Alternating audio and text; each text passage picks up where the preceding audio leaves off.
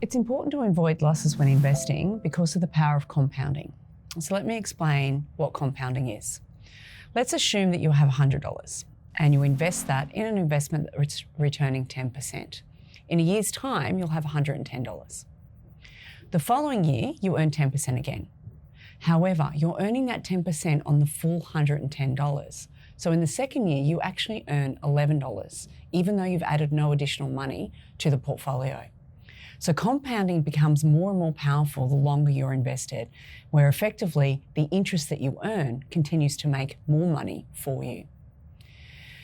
Compounding, however, can actually be more powerful on the downside, which a lot of people fail to recognize. For example, so there's a chart on your screen.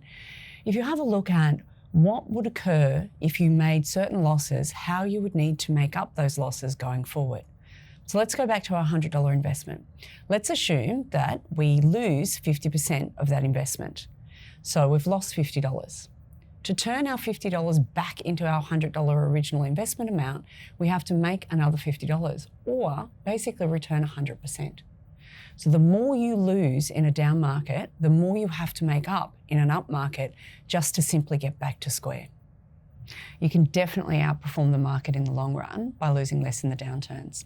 And that's because if you lose less in the downturns, you're actually starting from a higher base to compound off when the market starts to outperform.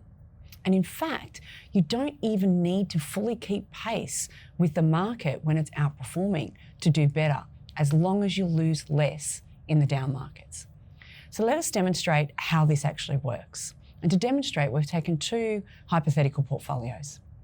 The first portfolio, which is demonstrated by the blue line, is the average return of the diversified growth managers in the Morningstar database. So this includes a lot of different managers and their portfolios.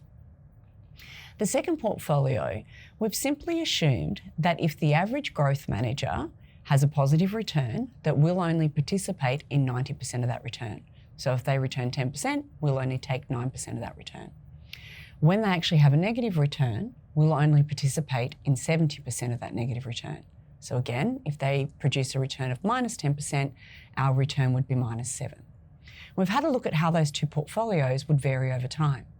What you can see is that the 90-70 portfolio clearly generates more wealth over the long term than a portfolio that doesn't look to minimize downside losses. And in fact, it actually does it with a lot less risk. We define risk the same way you define risk, which is losing money. We're a valuation-driven manager.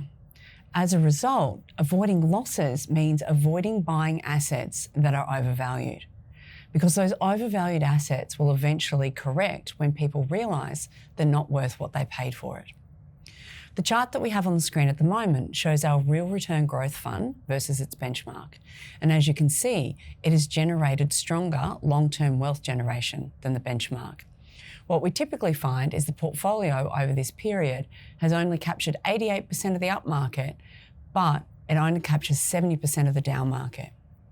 What this means is that in the final stages of a bull market run, like what we're in at the moment, we won't keep pace with some of the competitive funds in the market. We're okay with that because what we're focused on is your long-term wealth generation, and we know how important it is to avoid losses. Any advice in this video is general advice prepared by Morningstar without reference to your objectives, financial situation, or needs. You should consider the advice in light of these matters and any relevant product disclosure statement before making any decision to invest.